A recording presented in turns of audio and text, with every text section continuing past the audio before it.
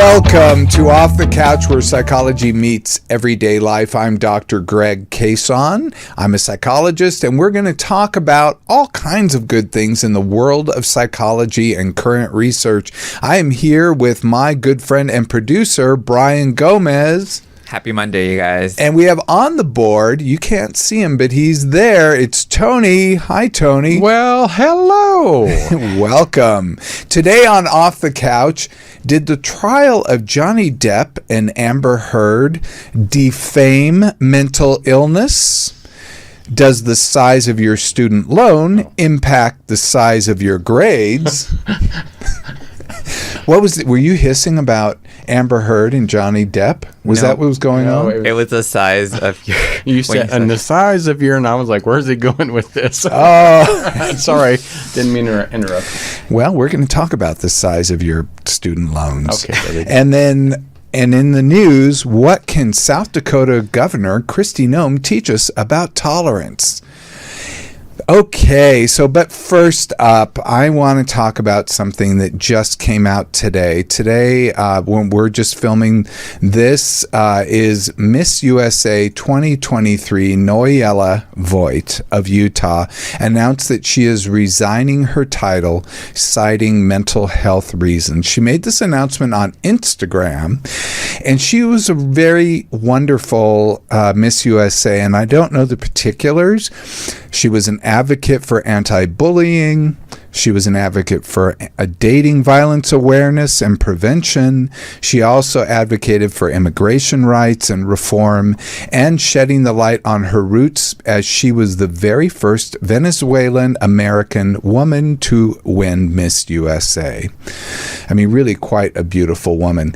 And she said, here's a quote from her: "I realize this may come as a shock to many. Never compromise your physical and mental well-being. Our health is our wealth. Time to write the next chapter." And this was kind of a cool thing. I thought, I mean, not that she's having to resign or that she has mental health issues, but that she put it out that way. She could have said any other thing. She could have said, I'm resigning for personal reasons. She could have said she had other opportunities. She could have said, I have family to attend to.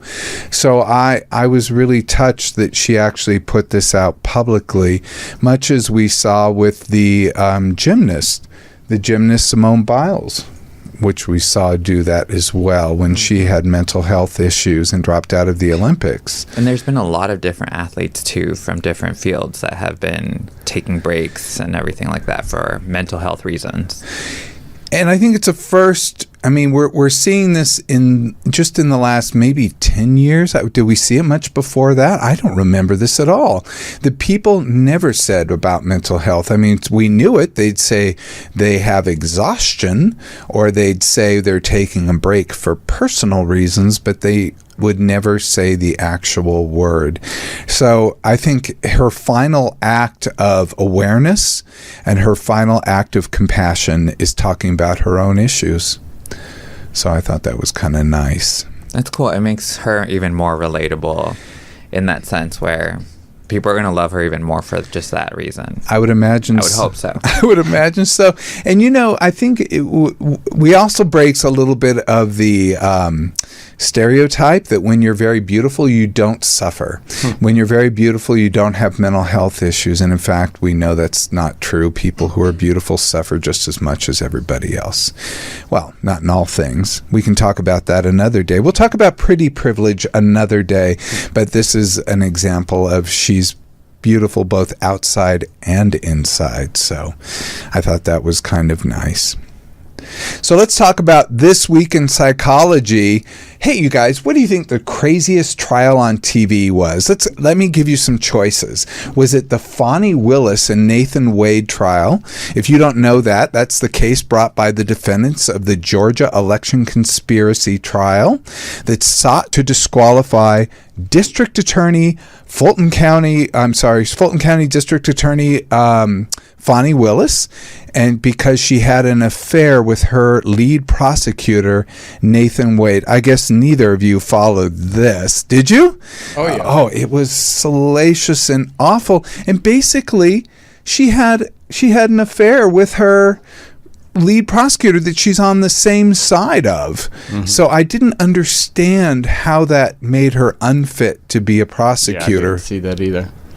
I mean, I didn't find that an issue, but I mean, it may be not completely ethical, but I didn't feel it's going to make a decision one way or the other. I think as a trial. I couldn't see how it would make a decision one way or the other. If anything, the defense had a kind of a leg up, because what if they got in a fight and things fell apart? Right. So I never understood why they were doing this, except to just try to delay That's get the her key. kicked off. Both. Yeah. Both. That's usually how the legal games go. Right. So there was that trial. There was the O.J. Simpson trial for the murder of Nicole Brown Simpson and Ron Goldman. I think I watched every day of that trial for some reason. I was in grad school, and it made a little bit of a break. I think everybody in the country was tuned into that. It was the biggest thing going on at that time. It really was. Or is it currently the current trial of former president for election interference, our former president for election interference by paying off a porn star to silence her before the election? These are some salacious trials, but the answer is none of the above. What? The worst trial, the most watched trial, the craziest trial on TV. No guesses? No guesses? Drum roll, please. It was the defamation trial of Johnny Depp and Amber Heard. How about that? So, Johnny Depp versus Amber Heard. Let me go through this. That was a trial held in 2022. I think most people might remember that. I tried to tune out, but I couldn't get away from it. That ruled on allegations of defamation. They brought allegations against each other. They were married American actors. I think most people know them. What did Johnny Depp do? He was Pirates of the Caribbean. Pirates of the Caribbean. I mean, a lot more, but that's one of the biggest. And 21 Jump Street. Edward Scissorhands. Edward Yeah. Scissorhands, the most wonderful movie. Oh, Into the Woods too. Oh yeah, I love that movie. Yeah. And what did Amber Heard do? Aquaman. Oh, she did Aquaman. Oh yeah. Oh wow. Good for her. How can we? Wow. Well, Depp filed a complaint of defamation against the defendant Heard. Thank you, Tony. He just put up photos, and for those watching at home, he put up a complaint for defamation against defendant Heard, claiming $50 million in damages. Heard filed counter claims against Depp, claiming $100 million in damages. You gotta love that. He wants sues her for 50, she sues him back for 100. So in May 2016, at an early stage in their divorce proceedings, Amber Heard claimed that Depp had abused her physically in a newspaper op-ed, which he denied. She did that December 2018. Depp's claims refer to the 2018 December op-ed by Heard in the Washington Post, which is a major newspaper, a major respectable newspaper. It's not like a gossip rag. And Depp claimed Heard caused new damage to his reputation and career by stating that she had spoken up against sexual violence, and that 2 years ago she became a public figure representing domestic abuse. So basically making him the object of scorn. So Heard counterclaimed that Depp had defamed her in statements that he made in the Daily Mail in 2020. And throughout the trial, Depp's legal team sought to disprove Heard's domestic abuse allegations and to demonstrate that she had been the instigator rather than the victim of intimate partner violence. That's domestic violence to the rest of you. And Heard's lawyers defended the op-ed, claiming it to be factual and protected by the First Amendment. So the trial results, what do you think? Does anybody remember that? Oh, I remember. Yeah. So Depp's complaint, Heard was with Depp, Johnny Depp suing Amber Heard. Heard was found liable in all three matters of defamation raised. Depp was awarded $10 million of his $50 million claim in compensatory damage and $5 million in punitive damages, reduced to $350,000 per state limit. So he got some money. I mean, actually $50 million is quite a bit.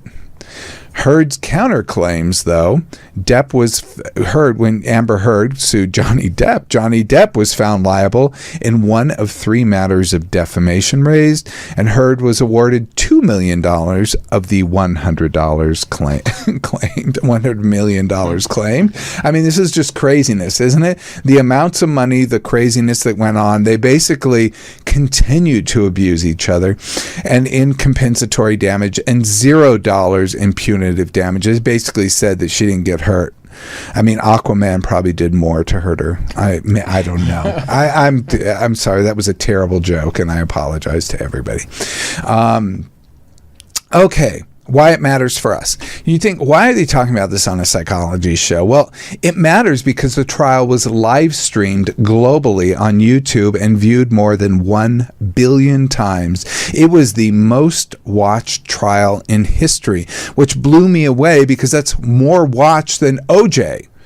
This was more watched than what we're seeing now with Donald Trump's trial, even though it's just sketches coming at us. This is more watched than just about anything we can think of, and that's because it was streamed on YouTube, and streaming goes worldwide. So the legal team sought to undermine both their testimonies using mental health experts to testify. Just think of this. You're both bringing in mental health experts to say how crazy the other one is, or how, what you're doing is really just an expression of mental health. I don't know. So they talked about borderline and histrionic personality disorder in Amber Heard. And if you don't know what those are what we call the dramatic erratic personality disorders. That borderline is basically inability to manage emotion, and histrionic is basically overly expressive emotion. So it's all over the place. You certainly see this can be very advantageous in the acting world, but probably not so much in the relationship world. Johnny Depp they talked about paranoia and substance abuse disorder. Again, this is not very helpful in the relationship world. And the two of them together, I can see how, if indeed he's paranoid and has substance abuse issues, that can actually make just sort of a systematic thing. People who have borderline and histrionic personality disorder, it can make it much worse. I liken this to kind of electricity, and all this electricity, emotional electricity that's coming out of Amber Heard, instead of Johnny Depp being able to ground the electricity, he's just putting it right back on her, so it's going to explode even more. So how did this affect people's views of mental health? Well, some students got together and decided to do a study. The interesting thing about this study and the next one that we'll talk about is they were both done for no money. And I've gotten some criticism on YouTube because people are saying, why are we spending millions of dollars to do these studies? If we look, and they usually say right in the study, they'll say right in the paper how much they were paid or where the grant came from, etc. Everything in psychology is very disclosed. These students did it out of the goodness and probably interest of their own hearts. I thought it was a rather interesting thing because they decided to say, what effect did viewing these experts who, instead of being supportive, were basically being used as weapons in a trial, what effect did that have on viewers' views of mental health? And the study was done by students at the University of Surrey, that's in England, United Kingdom, and it's published in the journal BJ Psych Bulletin, British Journal Psych Bulletin, I imagine. And because the trial was so widely seen, the student researchers wanted to assess the impact of the trial on perceptions of the reported mental health of Amber Heard and Johnny Depp and of mental health issues in general. Now, I won't bore you with this paper, but it was really interesting. There was a lot about it that was interesting, and the statistics actually were the most interesting thing. I'll try to summarize it as best I can without giving you the statistics. That can be very boring, but I thought they really did this cleverly, and they did it with a small amount of participants.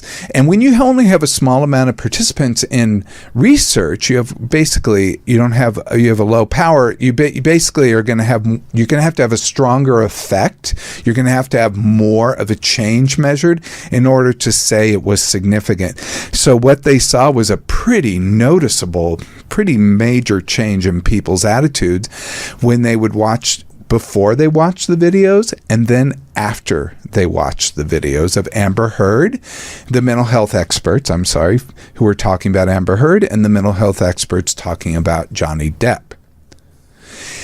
And then they completed this instrument. This was also fun to me, this prejudice towards people with mental illness measure, which I didn't even know about. This didn't exist when I was in school, and I hadn't come across it. But this is a 4 area assessment of negative attitudes toward people with mental illness. And 3 of the attitudes were very significant. Feelings of fear and avoidance of people with mental illness, that was significant. Malevolence, which is unsympathetic attitudes towards people with mental illness, got much worse after they watched these experts talk about things. And unpredictability toward mental illness, or unfavorable attitudes toward people with mental illness, because of their inconsistency. They thought you couldn't predict them. And is this the one that would basically people poop the bed? Isn't this the trial? Oh yeah, I think it was. It was her. Yeah, I just can't comment on that. So the one area that wasn't significant was authoritarianism. And this was also interesting to me because basically this measures black and white or right-wing type thinking that predisposes people to prejudice. And what people basically, their thinking process before the assessment and their thinking process after the assessment was basically the same. Watching the people talk about mental health didn't really change any attitudes.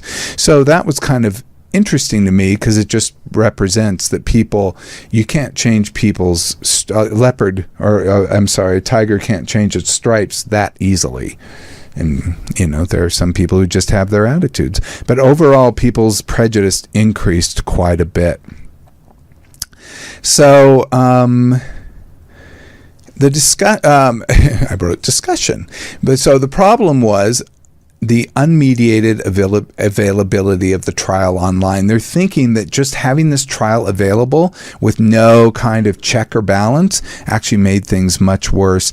And watching mental health experts used to discredit the testimony, to tarnish their reputations, and to undermine the credibility is what really did the majority of the damage. So what do you guys think? No? Well, I mean, I feel like the people watching it are either like identifying with some of the things that are being described from either side, which can really mess some things up if, they're using them to tarnish each other in that way. So any talk of the mental health issues is just bad. It's in everybody's eyes that are watching it, either side, it's bad, since they're using it as a weapon in that sense. So it kind of sucks. Just from that aspect. I mean, I think also, I agree with you. And it's sad that society likes to watch these train wrecks happen. It's like we get our entertainment from other people's mental health or issues or... I mean, because reality their TV is troubles. pretty much like reality that. TV. Yeah. Which, So- that's a close burn for me, but yes, reality TV. Yeah. Should mental health expert testimony be made publicly available? What do you guys think? I mean, even like a trial like this, I mean, if I was in trial, I would not want the public to hear all the dirty laundry, whether it's true or not, because as long as it's being said, people will pick it up and run with it, you know? Yeah. And it could affect your livelihood. I mean, Johnny Depp didn't work. And It I don't think tarnished she his didn't either. image, you know? You know, it can affect your livelihood. So I don't know if I'd want that out in public. I think the interesting thing is that when you're on a jury, have you guys observed jury duty? I've never had to serve. Neither, knock because on wood. I was in the military, so What? yeah. Okay, when you're on a jury, let me just explain it to you. Please. When you're on a jury, you have to listen to everything. You can't just selectively listen to anything. I guess you could tune out, but you really try to listen to everything, because everything presented you have to consider to make your decision. So when you're watching a YouTube video, you can tune in and tune out. You can go backwards and forwards. Right. You can watch clips on TikTok. So it makes it much more salacious. So I have to say this study actually changed my attitude. And I thought, yeah, this study shows this is not a good idea, because it really tarnished these two people. It tarnished people's attitudes toward mental health, Right. and using therapists or experts as a weapon against another person. It does happen, especially in custody trials, but I don't know that it's a good idea to happen in public on YouTube. And they use like different sorts of experts. It's not just like mental health experts. They'll use like medical experts, anything with dealing with the case. We are Like, considered a medical. Yeah, but well, yeah, I mean, but like doctor, like an actual. thank you. Wow. I hate you. Wow. That's what I mean. An actual doctor. Wow. Or not a real doctor. You know, are you my mother? Oh my God. She's gonna get you for this one. Oh, well, you know, she's still lamenting the fact that I didn't go to medical school. Okay. But you did. Since you are in the medical. I went to grad school for psychology. Okay. Let's move on. Does the size of your student loan impact the size of your grades? Do you guys take out student loans? I did. I did too. I was blessed that I didn't have to because of the military. Right. So they paid for my school. Well, but you did serve. I did, yeah. But I did because of this whole thing we were going to talk about. I kind of wished I would have gotten student loans. You know? Well, let's talk about that. How were your grades? Not good? I mean, towards the end, I picked it up. Okay. But in the beginning, I was having a good time. Tony, more than 3.5? I think it was 3.2. Oh, that's about what I had. Yeah, that's about what I had.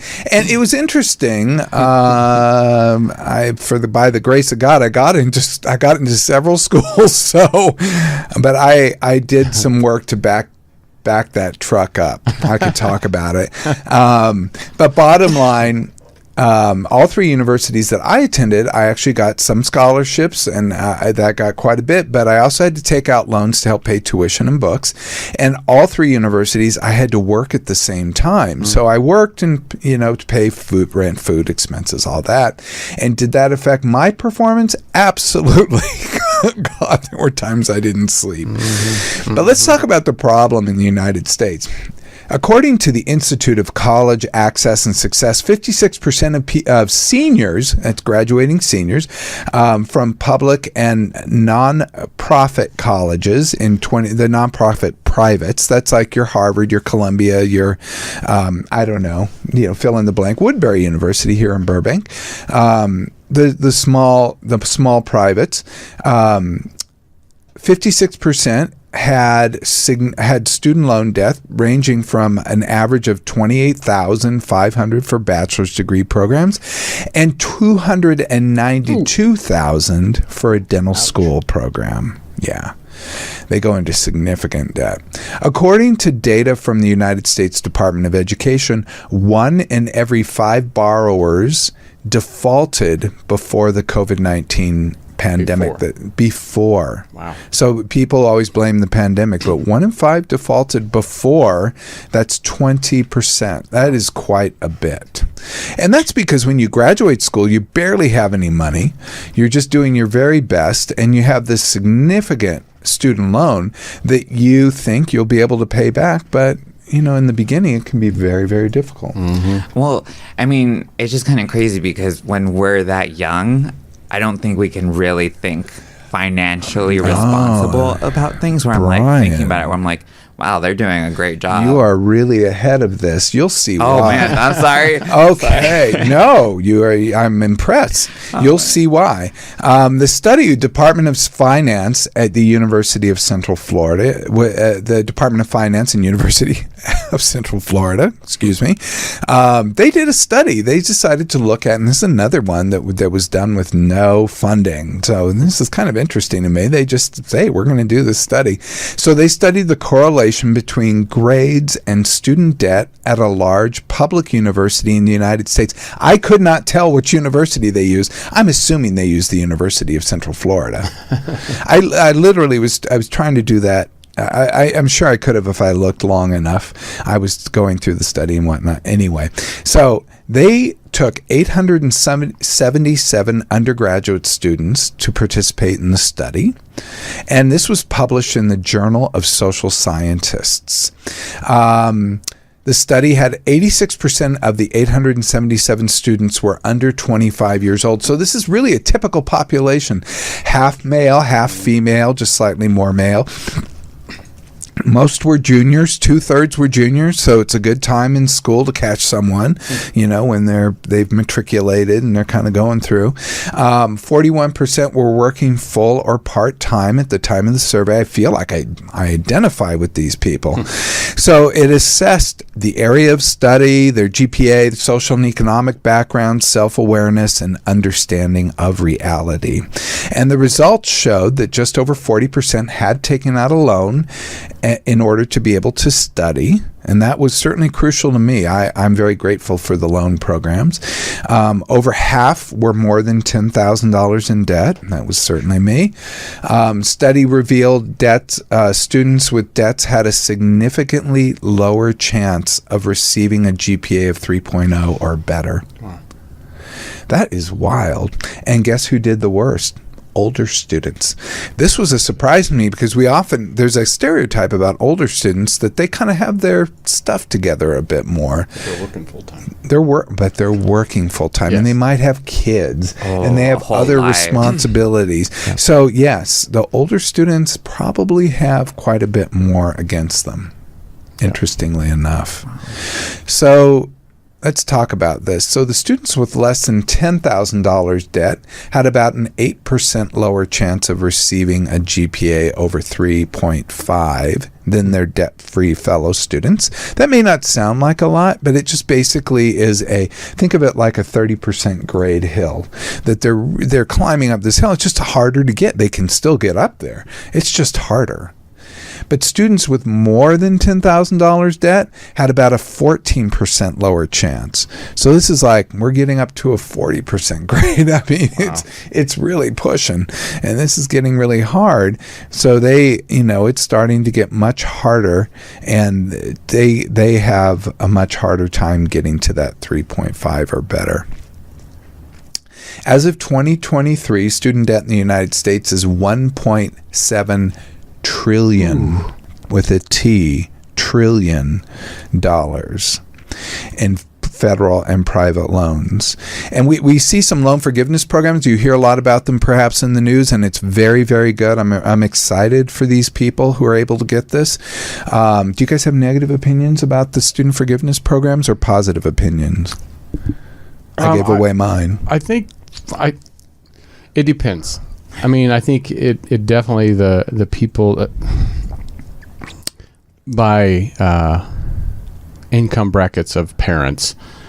I don't know. I'm kind of conflicted. I think it's a good idea to not put people completely in debt to to get their life started. It's like having $100,000 wedding that you can't afford. I just don't feel of starting new already completely in debt. So yeah, but I don't know if it's necessarily fair for a lower income people to.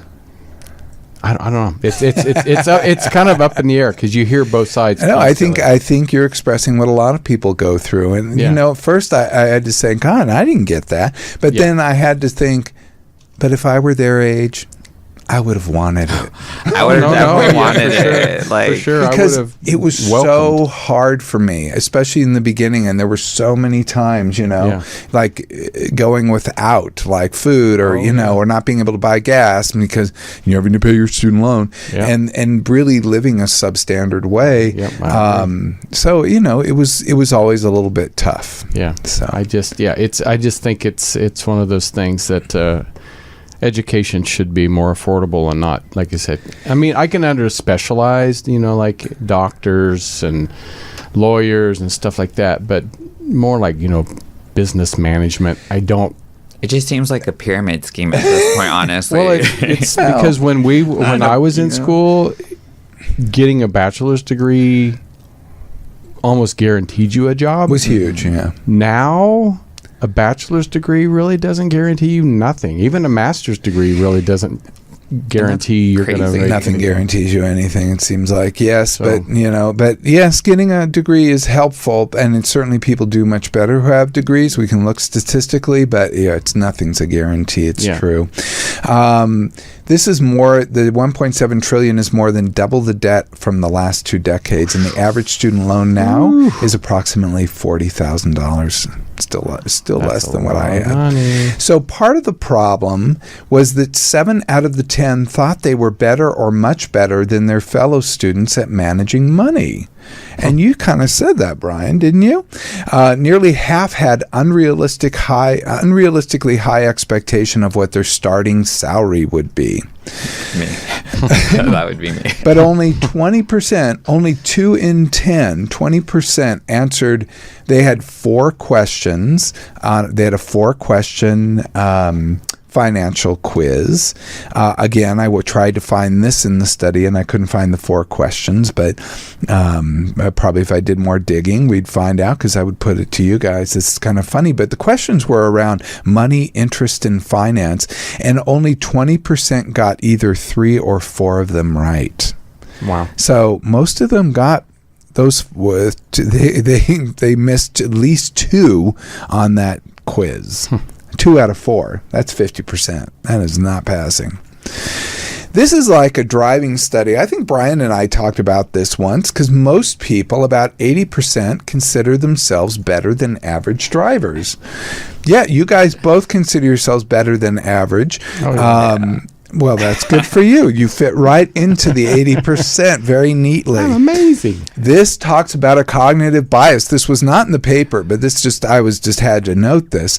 This talked about it illustrates a cognitive bias known as the better than average effect.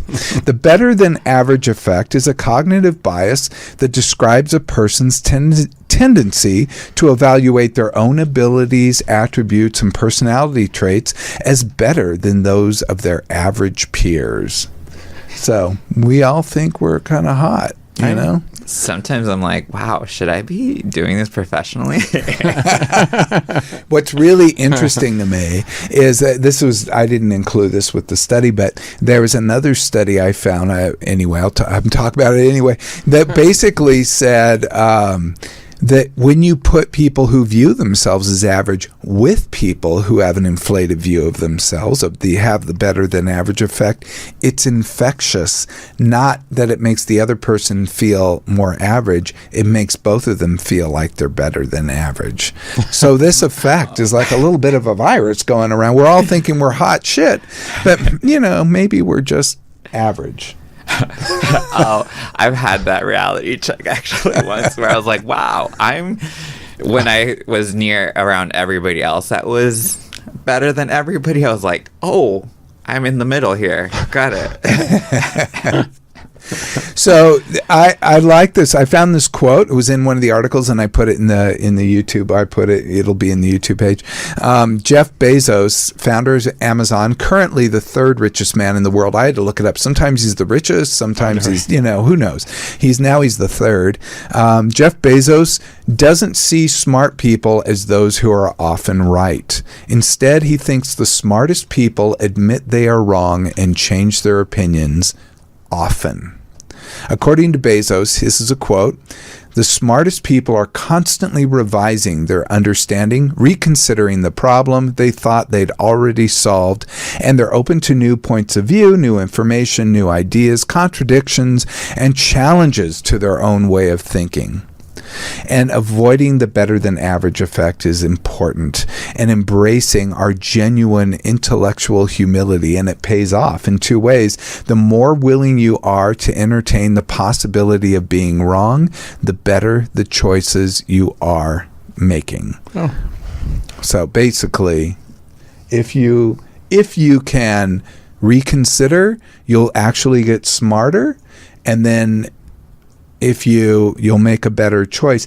And this is kind of this cognitive bias. This alludes to another cognitive bias of mine. I'm going to go to we don't have time, but I could go down this road quite a bit. But it basically illustrates that sometimes the least intelligent people actually think they're the most intelligent, but the most intelligent people, but the most intelligent people know they don't know everything, because they're able to see that, I don't have all the answers. But if you're not very intelligent, I would have never expected him to say that. That's so down to earth so of intelligent. him. Right. Well, it's like Henry Ford. Henry Ford didn't know how to build a car and do all that stuff. He hired all the best people. Mm-hmm. And Lincoln was so smart in the way he handled things, and his team of rivals. He wanted contradictory opinions so that he could talk about and look at things. So we look at these great leaders, and they have definitely a method that works very well. What? No, I wasn't going to say anything about it. Well, I mean, we could look at some of the dark sides of certainly Henry Ford. But yeah, right. Maybe that's what you were thinking. But shame on me. Anyway, let's talk about another politician. Well, he wasn't a politician, but he certainly was part of his dark side. But let's talk about in the news, psychology in the news, South Dakota Governor Kristi Noem and her dog Cricket. I'll go through this very quickly. Politicians and dog experts are criticizing Kristi Noem after she wrote a new book and she put in a passage about killing a rambunctious puppy. Actually, the dog was about 14 months old. So, I don't know, was that a teen puppy or is that a full adult at that point? I don't know. No, that's still a puppy. It's still a puppy. Yeah. Experts who work with hunting dogs like Noem's said she should have trained, not killed the pup, or found other options if the dog was indeed out of control, as she alleges. Noem had tried to reframe the story from 2 decades ago as an example of her willingness to make tough decisions. She wrote on social media that the 14-month-old wire-haired terrier named Cricket had shown aggressive behavior by biting. For those at home, we just put up a picture of Kristi Noem and poor little Cricket. Oh, it's really kind of a painful story. Joan Payton, who is the German Wire-Haired Pointer Club of America, she's the president, said, and this is a quote from her, "I'm not sure which thing was stupider, the fact that she murdered her dog or the fact that she was stupid enough to publish it in the book." Which I thought this was a pretty good point. Yeah. She did it to seem tough. It made her appear intolerant of difference and overtly cruel. That's the effect it had. And many labeled her decision, in fact, from both sides of the aisle. She's a Republican. She was vying for the Republican VP slot. But both sides of the aisle are saying her decision to publish the story is political suicide. But in psychology, we would call this poor judgment.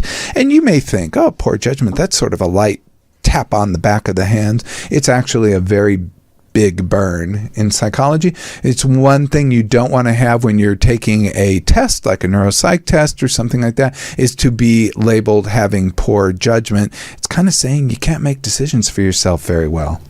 Well, wouldn't you put her in the same place that her pup was? As if the pup was biting or being aggressive and out of control, she just displayed the same actions that the pup would. So in that case, it's a rather good point. what is someone else to do? I mean, that's all I'm saying. Yeah, it's a rather good point. Now, psychology can't really tell us much unless we know about her personality. I have my suspicions. They're not good. But it does tell us something about us. And I was kind of impressed with this. The chorus about this was unanimous. And I was surprised it came from both sides of the aisle. And it was pretty unanimous. I didn't really hear anyone, even people who are like, yeah, sometimes it happens. Even those people said, she should have taken a different route. There were other things that could have been done. Of course, the dog could have been given away. It could have been trained. She could have accepted it just being who it was. And it kind of brought up another point, which is now it's Holocaust Remembrance Day. And I'm not trying to liken these two things, but it struck me today was this Holocaust Remembrance Day. And one of the worst examples of intolerance in history, of course, killing 6 million Jews in the Holocaust, and homosexuals, the disabled, gypsies or Roma people, their survivors, the rescuers, I mean, all the helpers. It was really a horrible, horrible, one of the worst in our entire history. And this was an example of a society that bought into intolerance, or at least was tolerant of intolerance. And so it really brought up this thing a patient shared with me, and if I can just go into this really quickly, which was called the paradox of intolerance. And I was rather excited to find out about this. I had not heard about it. It's not psychology, it's from philosophy, but it parallels something in psychology very well.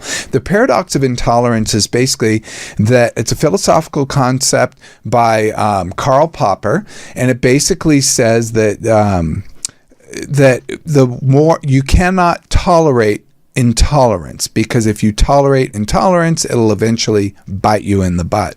I put up a cartoon for those who happen to be looking at home.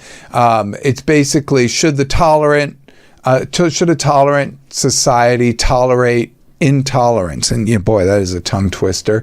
And it's basically somebody who's intolerant carrying a tiki torch. No, I think this was done before that old famous tiki torch thing, so I guess it's been done. Somebody having a Nazi symbol and carrying a tiki torch. And basically the answer is no, that when you tolerate intolerance, you're actually going to eventually be done in yourself.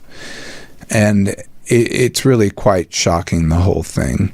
So this kind of parallels a thing in psychology called absolutistic beliefs. Absolutistic beliefs are dogmatic, inflexible, illogical beliefs that are often associated with a sense of righteousness and indignation. We all know these people. They have all the answers. They are absolutely right, and everyone else is wrong, and they know the right way the world should be, and that's that.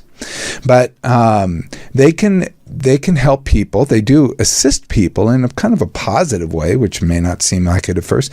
They can help you escape the reality of your situation psychologically by claiming it should be different. However, this can lead people to constantly encounter similar problems in the long term. Basically, they keep their cycle of problem going. Basically, some examples, these are considered irrational beliefs. And let's talk about some irrational beliefs. You should be different than you are. Life should be different than it is. I should be different than I am. I've done that one a lot. We've all done these. And this illustration of this concept first came from a man named Albert Ellis, who I studied with in New York City. I did a fellowship there. So I was very privileged to have worked with him before he passed. I was one of several fellows. It wasn't just he and I hanging out in a room, but it was really a profound learning experience, one that changed my life. But let's talk about irrational belief. Other ones, we might have done these. You might not have identified those, but you're bound to get hurt in a relationship. That's actually irrational, and we could talk about why. There is a loser in every fight, so avoid fights at all costs. Or all people are out for number one, and you know you'll always be number two no matter what. And there's only one way of doing things, And also the famous one, life should be fair. Boy, that is one we can all know that isn't true. What can this teach us? The absolutistic, black and white, all or nothing, good and bad beliefs can actually cause harm. They seem to protect us, but they can cause harm. And the beliefs can fuel unhappiness and rage and harm and inaction. And we all benefit from a society from tolerating each other's differences, but that doesn't mean tolerating people who are intolerant of differences. Is that a bit of a tongue twister there? A little bit? Yeah. It means that if somebody's going around hating, and if somebody's harming, hurting, and including Governor, Kristi Noem hurting her dog, it's okay for us to say that's wrong and that's not cool. And that seems to be happening a lot, like from all angles, everywhere. There just seems to be a lot of hate just flowing. There is a lot of hate, and people are taking sides. And I think, and I know I'm not a lone voice out here in the wilderness, but I do get frustrated that I hear about it so much, because intolerance is a problem. It doesn't mean you to be tolerant. You have to go, oh no, that's cool. It does mean to be tolerant. You look for understanding, you look for sympathy, and you look for connection. And this comes from one of the oldest forms of cognitive behavioral therapy, which is called rational motive behavior therapy, or from Albert Ellis, but it comes from a philosophy that goes way before that. So what about trouble in the world? When you were just talking about kind of what's going on in the world, you don't have to tolerate intolerance in the world. You can do things. You can work against the cause. You can work toward a cause, or you can work against the cause. You could protest. You can stand up for other people. You can make your voice heard. But don't do and say things that will harm other people. Don't express intolerance. It only harms others. And so bringing it all the way back, Martin Luther King Jr., Principles of Nonviolent Protest. Anyway, I could go into my history with this, but brilliant. Beyond brilliant, man. But anyway, his principles, there are many, but first, one can resist evil without resorting to violence. Secondly, nonviolence seeks to win friendship and understanding of the opponent, not to humiliate him. And third, evil itself, not the people committing the acts, should be opposed. And there's a brilliance to that I can't even go into, but being able to look at the person separate from the acts they do is truly profound. He actually has a quote that I love, is darkness cannot drive out darkness, only light can do that. Wow, that's deep. Thanks for that. It is deep. Well, that wraps up the show for today. It was a big one today, even though we just stayed on a few different stories, but a reminder to like, subscribe, and to give us 5 stars if you can on whatever app or whatever, if you're on YouTube, whatever. Also, if you have questions or topics you'd like us to cover, I'm going to have to recover right after this. Hit me up on the socials at Ask Dr. Greg. This is Dr. Greg, Brian, and Tony. Yay! Hey, Tony. This is bidding you all farewell until next time. Be present, be flexible, and be kind.